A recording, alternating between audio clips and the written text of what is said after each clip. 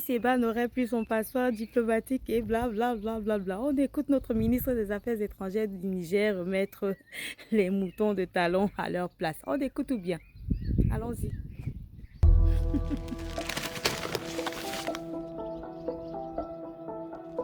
Il est détenteur d'un Écoutez bien ce passeport qu'il va dire. diplomatique quand il a été arrêté. Notre mission diplomatique à Pretoria a été avertie et ce qu'on nous a dit, c'est un séjour illégal. Il a dépassé le temps qu'il devait passer. Ce sont des situations qui arrivent. On ne sait pas. Moi, je ne peux pas vous dire pourquoi il est resté plus longtemps que ce qu'il devait. Il a passé plus de temps en Afrique que son visa ne le permette. C'est la police sud-africaine qui est venue vers nous. Parce qu'il est détenteur justement d'un passeport et il voulait juste qu'on l'authentifie.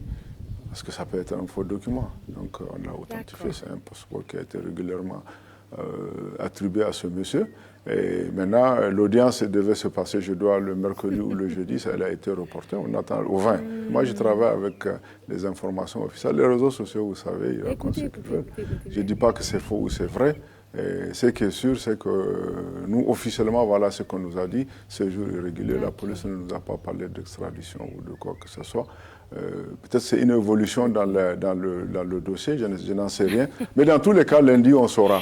J'espère que vous avez très bien entendu. Que les choses soient très claires. Dans cette bataille dans laquelle nous sommes engagés, si vous n'avez pas les nerfs solides, ce n'est pas fait pour vous.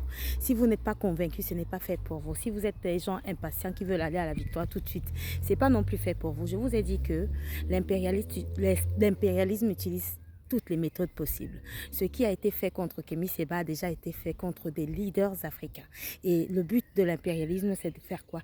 C'est de nous faire haïr ceux qui se battent pour nous faire aimer ceux qui sont contre nous, comme Patrice Talon Ouattara. Tous ces démocratiquement élus à la tête de nos États.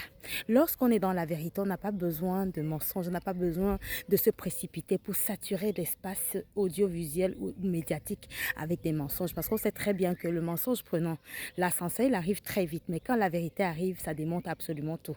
Donc je vous ai dit qu'ils ont communiqué au sujet du passeport diplomatique qui serait ceci, cela. Mais je pense que vous êtes en train de vous rendre compte que Kémy Séba, ce n'est pas de la marmaille. La lutte dans laquelle il est, l'engagement dans lequel il est aujourd'hui, c'est en train de, vous êtes en train de montrer que vous êtes en train de voir que les Africains sont en train de s'unir parce que un de plus, c'est déjà trop. Et aujourd'hui, les France-Africains, Patrice Talon, Emmanuel Macron, Ouattara, tous ces gens-là sont en train de voir que ceux qui sont en train de vouloir créer risquent de se retourner contre eux. Ça va se retourner contre eux. Kémy Séba, je vous le dis demain, il sortira vainqueur et encore grandi de cette bataille.